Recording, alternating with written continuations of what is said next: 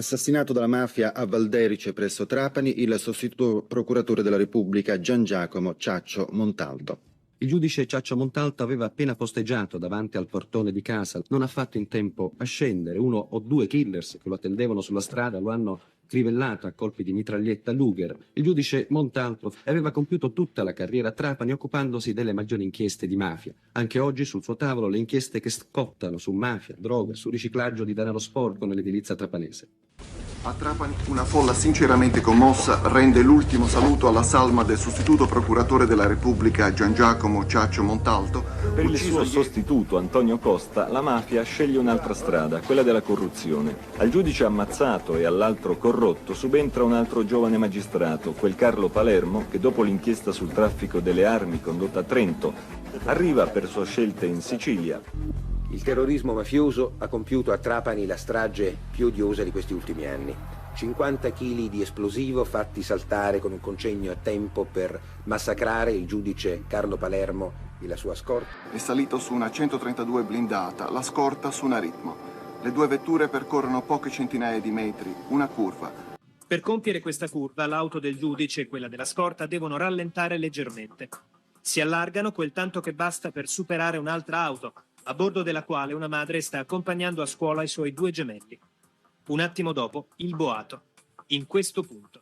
Io mi trovavo sul sedile posteriore di sinistra sono stato praticamente sbalzato al di fuori della macchina e quindi questo è stato forse il motivo per il quale sono riuscito a rimanere praticamente incolme, insomma. Delle immagini convulse di quei momenti, quale si è impressa maggiormente nella sua mente?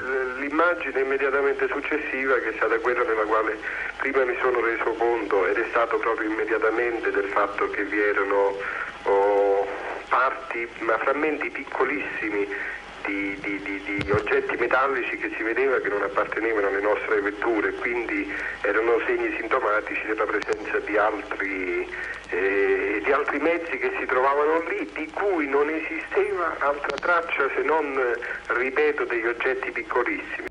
Non vanno meglio le cose in questura, dove, anche qui, si sono verificati arresti e allontanamenti di funzionari accusati o sospettati di favorire in qualche modo la mafia. La squadra mobile trapanese ha in organico 23 agenti, di cui soltanto 3 addetti agli accertamenti bancari, in una città che, pur avendo uno dei redditi medi più bassi, dispone di 23 banche e 120 sportelli bancari. Di notte circola una sola volante ed è un'impresa mettere in piedi le scorte per i magistrati nel mirino della mafia.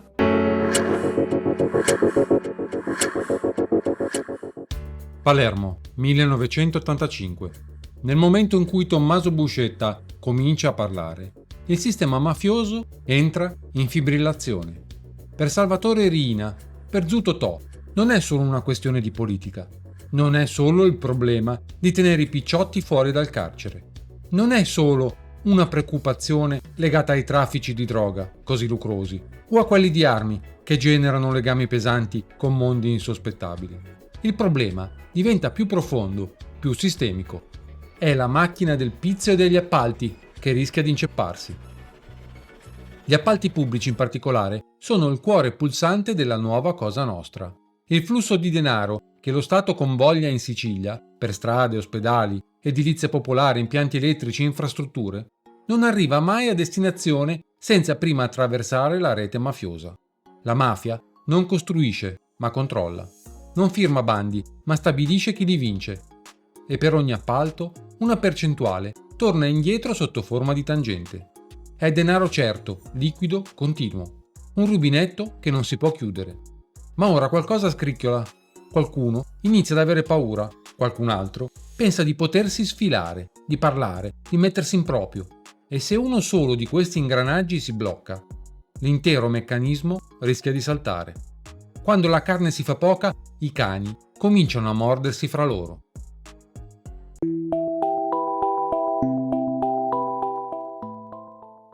È il 23 febbraio 1985. Palermo si sveglia sotto una pioggerellina fitta. Il tempo sembra sospeso, ma in via Cavalcante, tra Partanna Mondello e Tommaso Natale, qualcosa sta per spezzare quel silenzio. Sono le 8:30 del mattino, a bordo di una Fiat 131 ci sono due uomini, Roberto Parisi, imprenditore di spicco, e il suo autista di fiducia, Giuseppe Mangano. Parisi ha 54 anni. È il presidente dell'ICEM, la società che gestisce l'illuminazione pubblica di Palermo. Ma è anche una figura centrale nei rapporti tra politica e affari. Un uomo che conta, uno di quelli che muove miliardi. È anche presidente del Palermo Calcio. L'auto si sta dirigendo verso la sede dell'ICEM, ma a un tratto la trappola scatta. Una Fiat Panda e una Fiat Ritmo affiancano la 131. Poco più avanti, ferma sul ciglio della strada, c'è una Renault 4. Dai finestrini spuntano pistole e una mitraglietta. Mangano viene colpito per primo. L'auto sbanda, sbatte contro alcuni cassonetti. I killer scendono a piedi, si avvicinano, sparano ancora, a bruciapelo. Mangano muore subito, sull'asfalto. Parisi lotta tra la vita e la morte, ma muore in ospedale poche ore dopo. Chi ha ordinato l'omicidio di un uomo tanto potente? E soprattutto perché? Colpire Roberto Parisi non è solo un atto di sangue, è un messaggio preciso, diretto a chiunque pensi di potersi sottrarre al meccanismo di controllo mafioso sull'economia locale. Un segnale brutale a chi osa sfidare il pizzo, a chi prova a farsi largo nel mondo degli appalti, senza il placete di Cosa Nostra. Il suo omicidio scuote Palermo, ma resta impunito, come tanti altri. Nessun colpevole, solo sospetti, solo silenzi.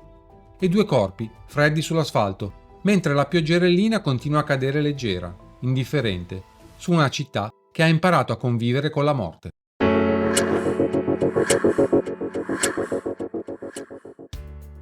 «27 febbraio 1985, sono le 8:20 del mattino. A Palermo il cielo è ancora grigio, carico di inquietudine. Una Fiat 127 avanza lungo via Marchese Ugo, nel cuore della città. A guidarla c'è Pietro Patti, 47 anni, ingegnere e imprenditore nel settore della frutta secca.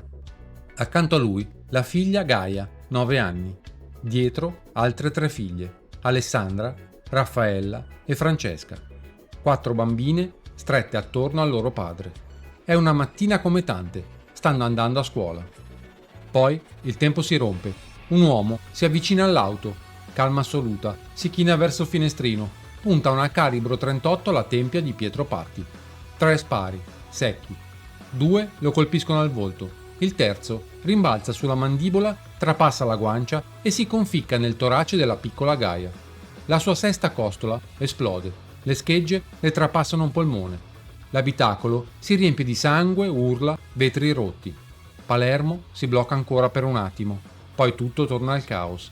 L'ingegnere è morto, la figlia sopravvive, ma quel mattino nessuna delle sue bambine uscirà più dalla macchina come prima. Sono passati solo 5 giorni dall'omicidio di Roberto Parisi. Con Pietro Patti la mafia alza ancora il tiro. Stavolta colpisce davanti a una scuola, davanti a 4 bambine. Perché?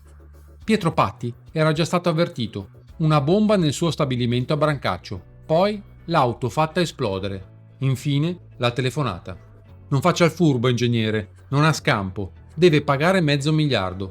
Le abbiamo distrutto capannone e macchina, ma stavolta le faremo saltare il cervello. Ma lui aveva scelto di non pagare il pizzo. Quel rifiuto lo ha condannato, perché in quei giorni a Palermo c'è una guerra silenziosa, ma visibile. La mafia, per ristabilire il controllo sugli appalti, sul racket, sulla paura, uccide chiunque si opponga. Pietro Patti è una delle tante vittime della Palermo strangolata degli anni '80. Lascia la moglie e 4 figlie, oltre all'esempio di non piegarsi.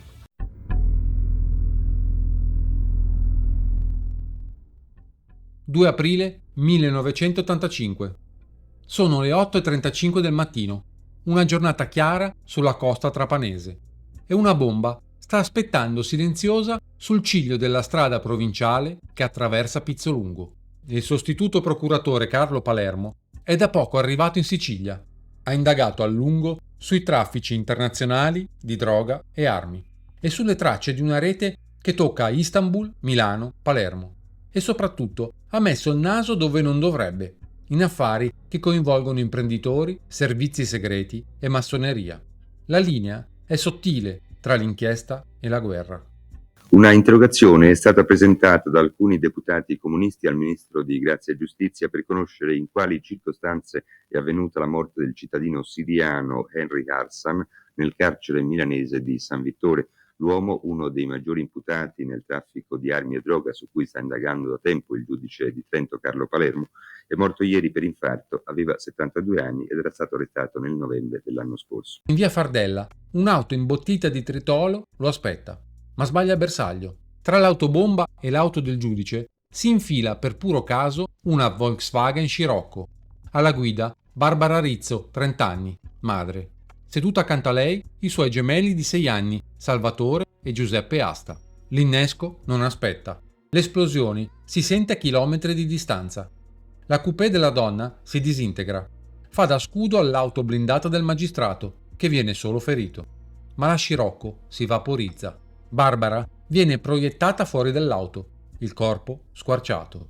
I 2 bambini vengono dilaniati. Uno dei loro corpicini vola a 200 metri, si schianta contro il muro di una palazzina, lasciando solo una macchia rossa irriconoscibile.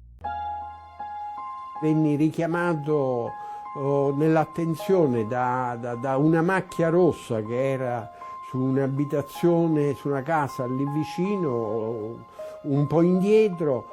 Mi avvicinai a quella casa e vidi sotto che cosa c'erano e così mi resi conto che erano morti altri. E poi ritornai lì, alla macchina.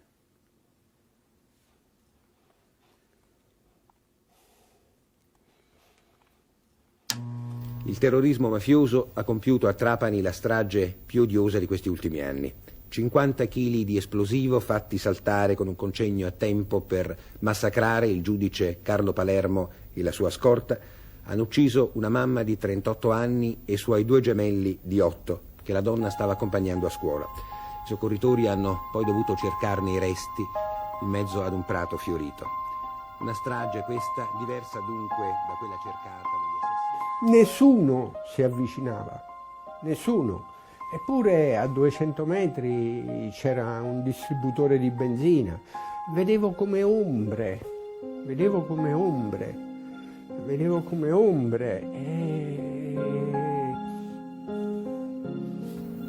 Che cosa ho sentito? Un boato fortissimo. Che ore erano? Verso le 9, non quarta, 9, 10. Si è affacciata e che cosa? Niente, ho preso mia figlia e me ne sono scappata. Ho visto quel pezzo in mezzo alla strada e ho visto un signore, un poliziotto col mitra che gridava chiamate 113 e poi sono telefonato qui tutto qui, basta, non ho visto più niente.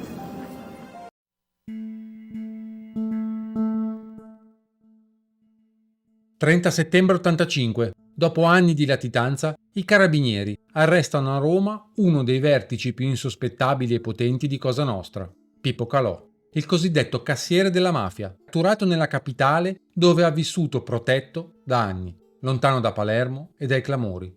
È lui a gestire spesso i proventi del traffico di droga e di armi, che passano dalle sue mani per essere reinvestiti in palazzi, hotel, conti cifrati, ristoranti, immobili a Monte Carlo e società di comodo. Calò rappresenta il ponte tra i soldi sporchi e i circuiti puliti. È il tessitore, l'uomo che tiene rapporti con i banchieri e la massoneria deviata. Abbiamo già parlato poi dell'estate di sangue di quell'anno, che porta agli omicidi del commissario Giuseppe Montana e Ninni Cassarà, vice dirigente della squadra mobile. Ma quell'agosto porta con sé anche la strage di Porto Empedocle, partizione di un appalto. Un omicidio in mezzo a centinaia di persone, nella centralissima via Roma, dove vengono uccisi Giuseppe Grassonelli e il figlio Luigi, uomini di mafia.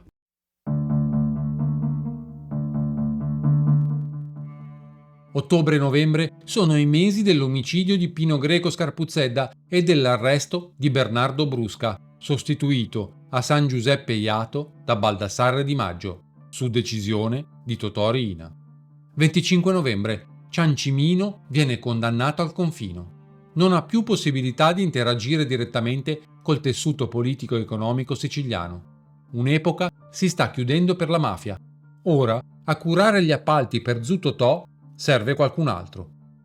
E quando si chiude una porta, si apre un portone. È il momento di Angelo Siino, che per i suoi trascorsi politici e massonici, nonché per le parentele mafiose con i Celeste, viene avvicinato da Baldassarre Di Maggio, che gli propone di occuparsi degli interessi mafiosi negli appalti di tutta la regione siciliana. Sino incontra così il geometra Pino Lipari, factotum del boss Bernardo Provenzano, e la figlia avvocato in piazza Luigi Sturzo. È Lipari a spiegargli che il sistema di gestione degli appalti si sviluppa attraverso due fasi. Una fase preliminare, che consiste nello stabilire prima della gara d'appalto chi deve risultare vincitore e quale sia l'ammontare della tangente per i politici e i mafiosi.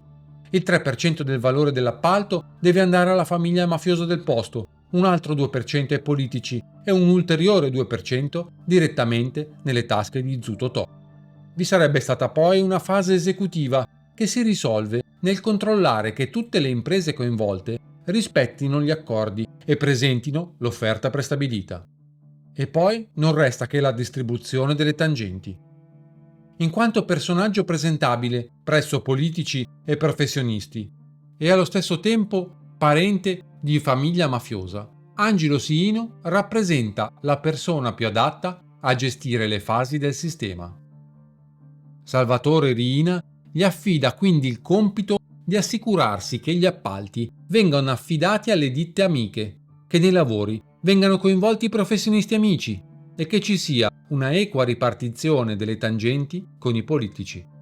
Un meccanismo poi ribattezzato Sistema Siino o Sistema del Tavolino, al quale tutti gli imprenditori devono attenersi, ben sapendo che non si può fare a meno della sua mediazione. Il sistema garantisce che le imprese coinvolte vincano a turno le gare d'appalto e contemporaneamente garantisce la serenità degli imprenditori che si adattano al suo meccanismo, i quali non devono temere intimidazioni o danni materiali alle loro aziende, in quanto Cosa Nostra, in cambio delle tangenti, fornisce il materiale e le aziende subappaltatrici. Il rubinetto quindi rimane ben aperto.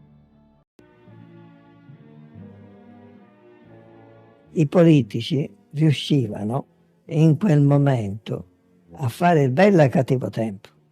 Naturalmente a un certo punto ci fu l'entrata in campo della mafia, che non si contentò più di gestire l'appalto per quanto riguardava le forniture, per quanto riguardava i subappalti, ma volle essere persona che decideva sulla conduzione del lavoro.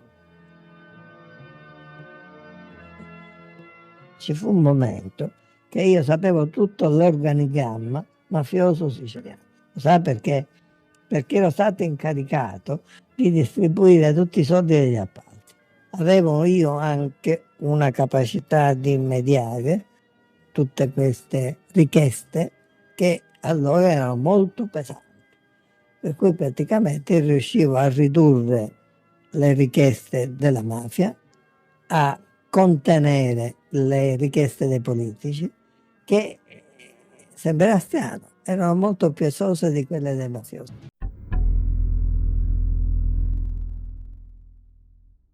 Ma cosa succede poi all'indagine sulla strage di Pizzolungo? Chiesta inizia subito. La pista è mafiosa, ma il sindaco di Trapani, Erasmo Garruccio, ha la sua teoria. 2 giorni dopo la strage dichiara alla Repubblica che la mafia a Trapani non esiste. Una frase così assurda che diventa subito una vignetta satirica di Forattini. Gli inquirenti tentano di dare volto e nome agli autori dell'agghiacciante strage di Trapani e si ricostruiscono le circostanze dell'agguato dinamitardo che è costato la vita alla signora Barbara Asta e ai suoi 2 gemellini, ma si cerca soprattutto di analizzare le inchieste che il giudice Palermo stava conducendo in Sicilia e l'altra, clamorosa, sul traffico di armi e di droga che aveva svolto a Trento. Forse il nome dei mandanti sono scritti in quegli atti giudiziari. Polizia e carabinieri hanno proseguito per tutta la giornata posti di blocco, perquisizioni, ispezioni a cave di marmo e depositi di esplosivo. particolarmente controllate le tradizionali zone di influenza delle cosche dei Marino di Paceco e dei minori di San Vito Lo Capo. Localizzata la villa dalla quale è partito l'impulso radio che ha provocato la strage, ritrovata l'auto sulla quale gli assassini sono fuggiti, le indagini sull'attentato al giudice Palermo fanno registrare una possibile svolta per quel che concerne il movente del perché la mafia abbia tentato di eliminare il magistrato da poco trasferito a Trapani.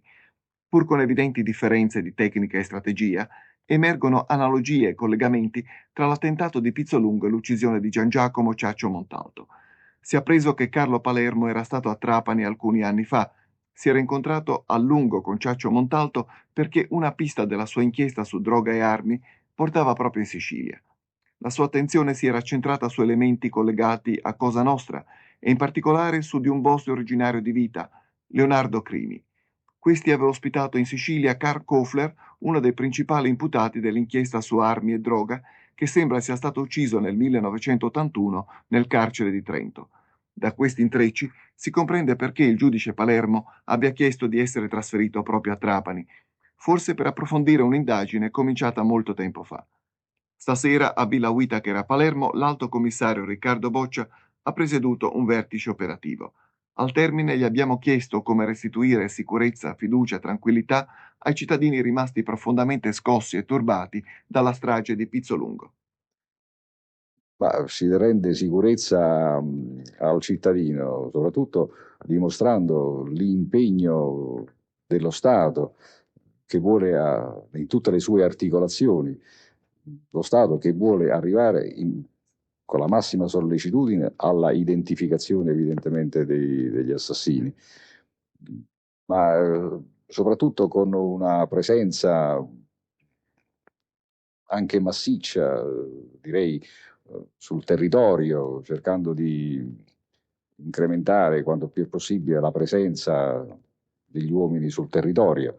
Solo anni dopo, grazie ai collaboratori di giustizia come Francesco Di Carlo, Giovanni Brusca e Baldassare Di Maggio, la verità emerge. Si scopre che Salvatore Riina e Vincenzo Virga ordinarono l'attentato, che Di Maggio portò a Palermo a Trapani l'esplosivo Brixia B5, lo stesso usato contro Rocco Chinnici, e al fallito attentato all'Addaura, che Antonino Madonia aiutò a preparare la bomba nel garage di Gioacchino Calabrò, già assolto.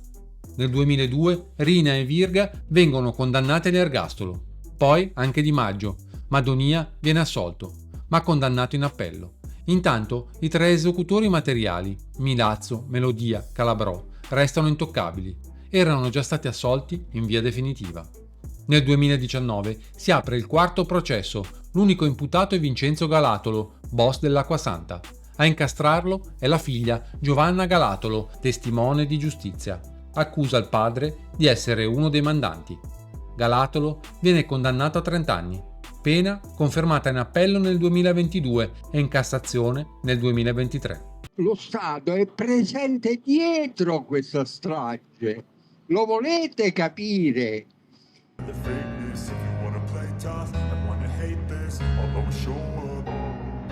I don't ever slow up, no I don't take shit, I got no